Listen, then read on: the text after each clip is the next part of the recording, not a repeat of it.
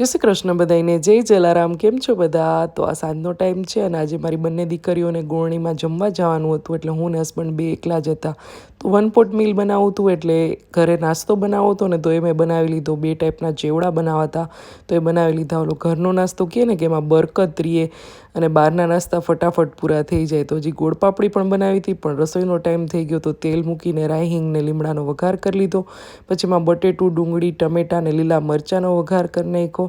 અને પછી ખીચડી પલાળી હતી, તો એડ કરી દીધી. અને બેઝિક મસાલા નમક, હળદર, ધાણા, જીરું, મરચું અને 5 ગણું પાણી એડ કરી દીધું, કારણ કે અમને થોડીક ઢીલી ભાવે બંનેને.